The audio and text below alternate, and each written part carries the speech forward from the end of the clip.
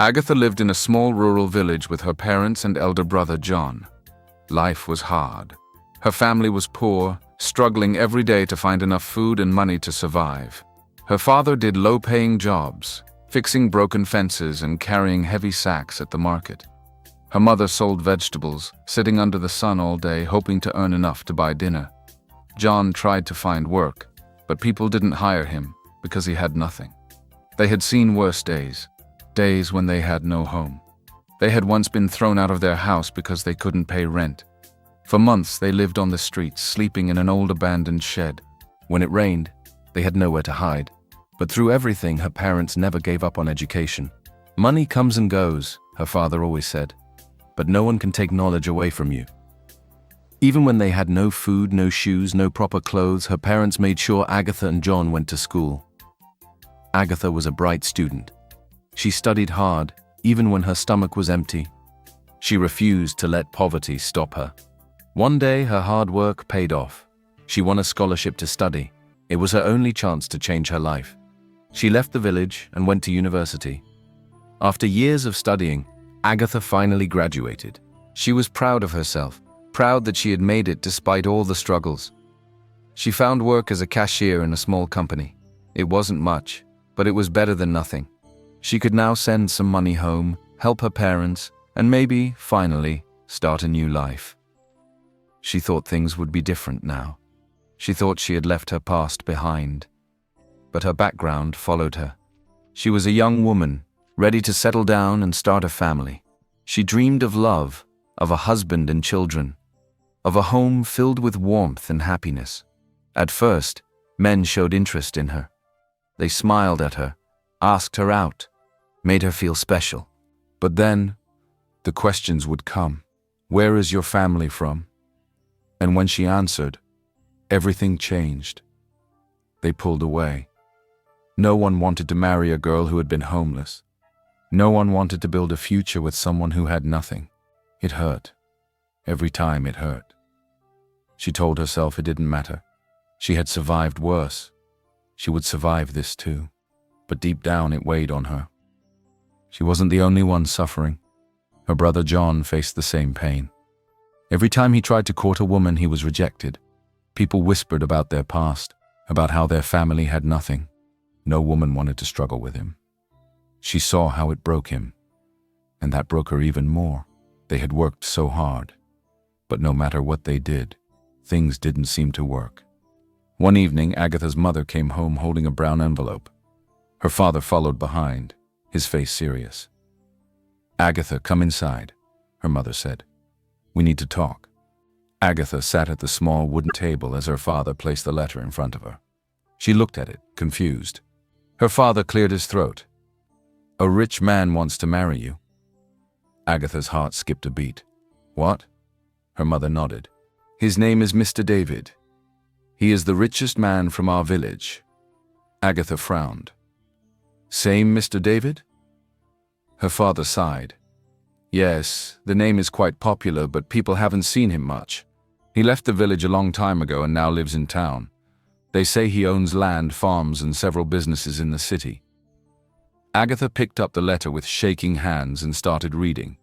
The words blurred before her eyes. "I am 60 years old. I am a man of means. I will take care of your daughter and your family. This marriage will bring her comfort and security." Her chest tightened. 60 years old. Her mother's voice was soft. "He wants to marry you, Agatha. He says he will take care of you. And us." Silence filled the room. Agatha didn't know what to say. Just then, there was a knock at the door. Her father stood up and opened it. Two men stood outside, carrying sacks of maize, rice, and flour. Behind them, another man held a basket of vegetables and bottles of cooking oil. "Who sent this?" her father asked, his voice shaking. The tallest man smiled. "Mr. David. He says this is just a small gift. There will be more when he comes to see your daughter." Agatha watched as her mother covered her mouth, tears forming in her eyes. Her father nodded slowly. "Thank you." The men placed the food inside and left. Agatha looked at the sacks, the rice, the oil, enough food to last them for weeks. Her father turned to her. "Agatha, This man can change our lives. Her mother wiped her tears. Just think about it, my child. Agatha felt her chest tighten. Was this her only way out? Few days later, Agatha sat on her bed, staring at the flickering flame of the small lantern beside her. Tears filled her eyes, but she refused to let them fall. This wasn't the life she wanted. She was only 23 years old. She had dreams. She wanted to fall in love, marry someone who made her heart happy, build a future filled with joy. But now, those dreams seemed impossible. Mr. David was 60 years old. Too old for her. She looked at the letter again, reading the words over and over, hoping they would change. But they didn't. The truth remained the same. She was being asked to marry a man old enough to be her father. Her chest ached. She wanted to say no, she wanted to run. But then she thought about her family. She had seen the pain in her mother's eyes when those sacks of food arrived. It was the first time in a long while that her mother knew they wouldn't sleep hungry. She had seen the tiredness on her father's face, the way he sat in silence, too weak to speak sometimes. And then, she remembered the medical report. She had found it a few days ago while cleaning the house. It had been tucked between old papers in a wooden box. She had opened it out of curiosity, only to feel her world shatter. Her father was sick. The report said he needed surgery, a surgery that cost more money than they had ever seen in their lives. He hadn't told her. None of them had. They didn't want her to worry. But now, she knew, and she could not pretend. She thought about her brother John, about how hard he tried, how many times he was turned away just because he was poor. He wanted a better life too, but the world did not care. She wiped her face and took a deep breath. If this was what it took to save her family, if this was the price she had to pay for her father to live, for her mother to stop worrying, for her brother to have a chance, then she would do it. She walked to the small table where her parents sat. Their hopeful eyes watched her, waiting. She swallowed hard, then whispered, "If it means to sacrifice myself for my family, then I will do it." Her mother burst into tears. Her father closed his eyes and exhaled deeply. It was done. She had made her choice. The day had come. Agatha sat quietly on a wooden stool, her hands resting on her lap, her heart pounding. Mr. David was coming. Her mother had made her wear her best dress, a simple blue gown that had been worn too many times but was still presentable. Her hair was neatly tied back, and her face was fresh with only a touch of oil to keep her skin from looking dry. Her father sat beside her, his hands folded, his face unreadable. John stood near the door, arms crossed, watching the road. Then they saw it, a black car coming down the dusty village path. Agatha swallowed hard. This was real now.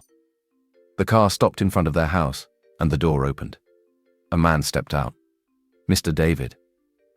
He was old and wrinkled, just as she had imagined. His hair was completely grey, his back slightly bent, and his steps slow. But his face was calm, and when he smiled, there was warmth in his eyes. Agatha felt her breath hitch. She had feared he would be cruel, arrogant, or unkind. But now, looking at him, he didn't seem like a bad person. He greeted her parents first, shaking her father's hand with respect. Then he turned to her. "So you are Agatha," he said, his voice deep but gentle. She nodded, unable to find her words. He chuckled softly. "I have heard a lot about you. A strong, intelligent young woman." She glanced at her parents, unsure how to respond.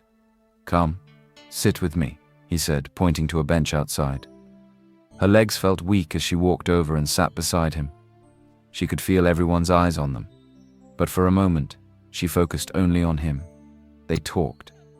She had expected awkward silence, but he spoke with wisdom in a carefree manner, much like they were friends.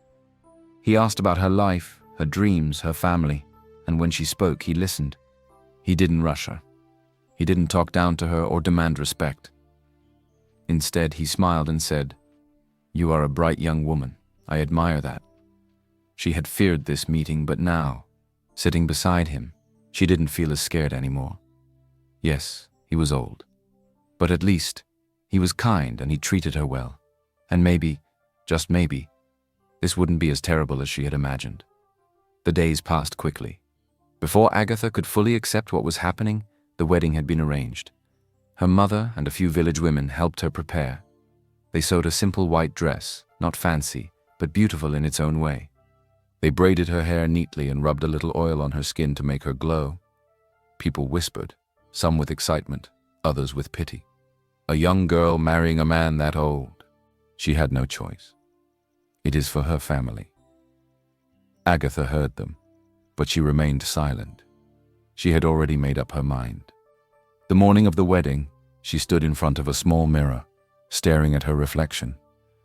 She looked like a bride, but she did not feel like one. Her hands trembled as she adjusted her veil. Her mother came in and placed a gentle hand on her shoulder. "My child," she whispered, "this is your life now. Be strong, be a good wife, and remember, no matter what, you are still my daughter." Tears filled Agatha's eyes. She nodded. Then it was time. The ceremony was simple, but grand in its own way. People gathered to watch, some curious, some happy, some just there for the food. Mr. David stood at the front, dressed in a well-tailored suit. His eyes were warm, his smile soft. He was old, yes, but at that moment, he did not look scary. Agatha walked towards him, her steps slow, her heart heavy. She wanted to run, she wanted to scream, but she didn't.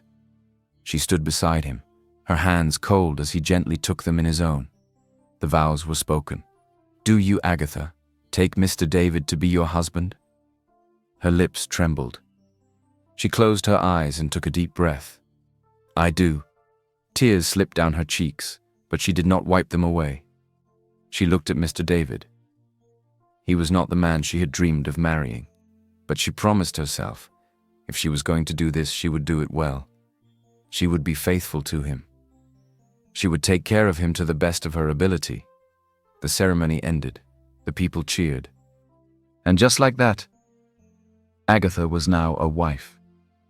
The journey to the city was long and quiet. Agatha sat beside Mr. David in his luxurious car, staring out of the window as the dusty village roads slowly turned into smooth, wide streets. The lights, the noise, the busy people. It was a different world. Her heart pounded as the car stopped in front of a massive house. The gates opened and they drove inside. The house was grand and beautiful, bigger than anything she had ever imagined. Everything looked new, shiny, expensive. Servants rushed to carry their bags inside. This was her home now. Agatha followed Mr. David into the house, feeling small and out of place. The rooms were large, the floors so clean that they reflected the light above. She had never lived in such comfort before, but instead of happiness, all she felt was fear. The wedding had felt like a dream, but this was real now. And tonight, she was expected to share a bed with her husband. Her heart raced. She had never been with a man before. Mr. David noticed her discomfort. He turned to her and smiled gently. "Agatha, I know this is new for you," he said softly. "You don't have to be afraid. Feel free. This is your home now." She nodded, but her hands were still trembling. After a while, she excused herself and went to the bedroom. It was huge, with a soft white bed, a golden mirror, and curtains that flowed like water. She sat on the edge of the bed, staring at the floor, her heart beating fast. A few moments later, Mr. David entered. He walked over and placed a warm hand on her shoulder. "I'll take a shower first," he said kindly. "You can rest."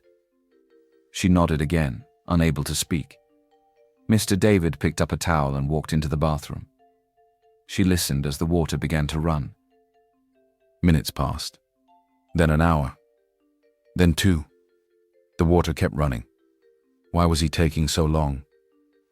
Agatha's fear returned. Was something wrong? She glanced at the bathroom door, her breath shallow. Should she knock?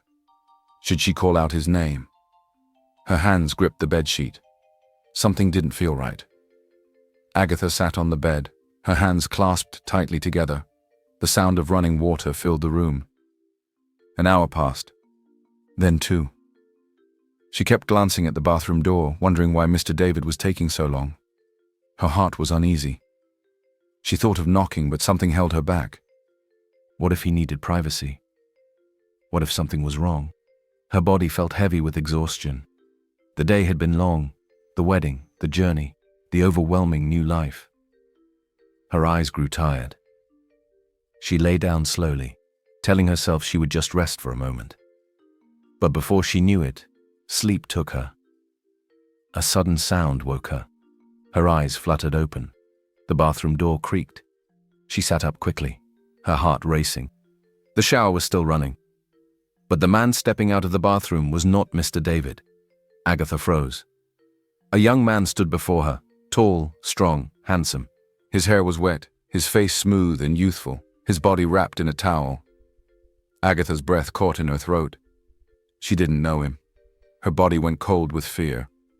Where was Mr. David? Who was this man? She screamed.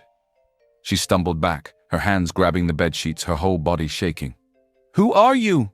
she cried. The young man raised his hands slowly, as if to calm her. "Agatha," he said softly. She gasped. That voice. She knew that voice. It was Mr. David's voice. But how? Agatha shook her head. This had to be a trick, a dream, a nightmare. No, this isn't real, she whispered, her voice breaking. The young man stepped closer. "It's me." Agatha's whole world began to spin. She sat frozen, her body stiff with fear and confusion. The young man in front of her looked nothing like Mr. David. But his voice, it was the same.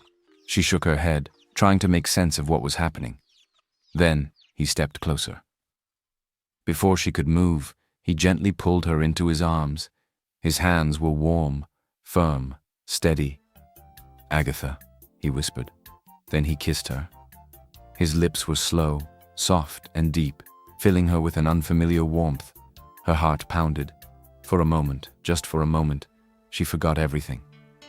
The room disappeared. The fear melted.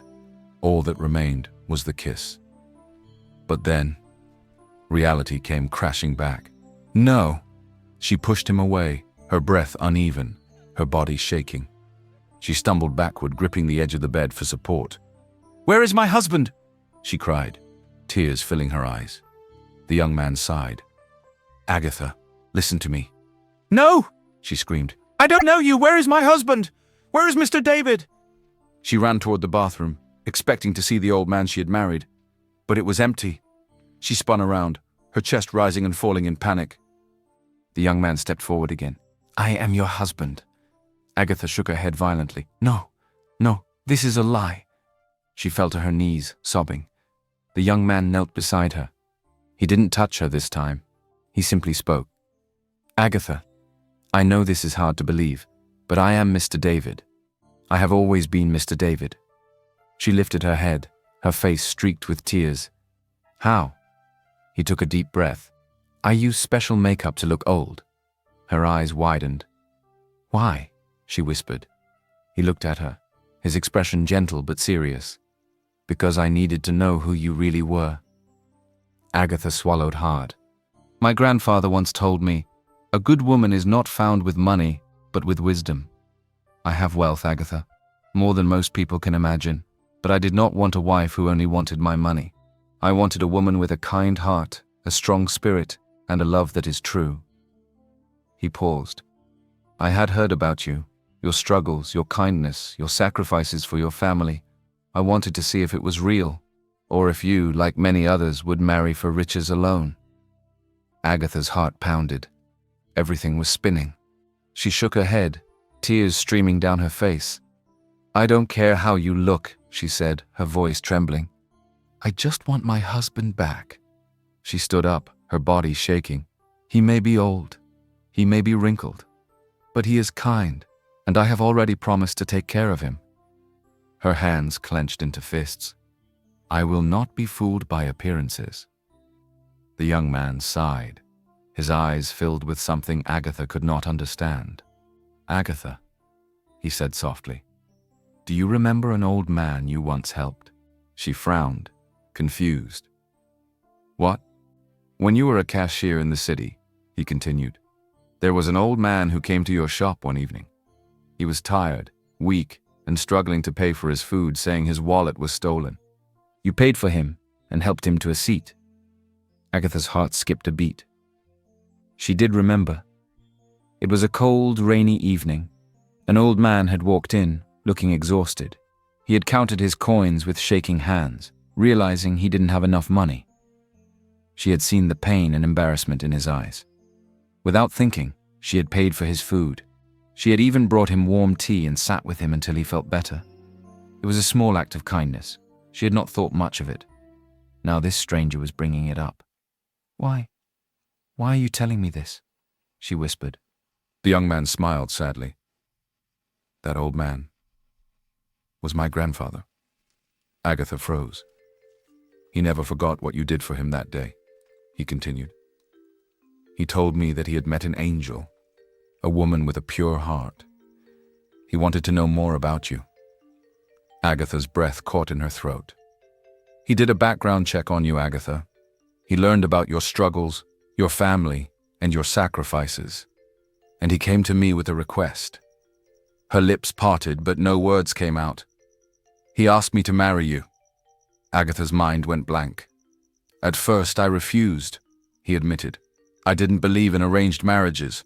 I didn't want to marry someone I had never met. But then," he swallowed hard, "my grandfather passed away." Agatha's heart twisted. His last wish before he died was for me to marry you. Tears filled her eyes. "I wanted to honor his wish, but I didn't want to be forced into marriage.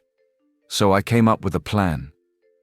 I disguised myself as an old man to test you, to see if you were really as kind and compassionate as my grandfather believed." Agatha sat stunned and confused. Everything she thought she knew was shattered. "What I didn't expect," he added, "was to fall in love with you the moment I set eyes on you." Agatha's breath hitched. "You have been nothing but an angel to me," he said, "just like my grandfather said."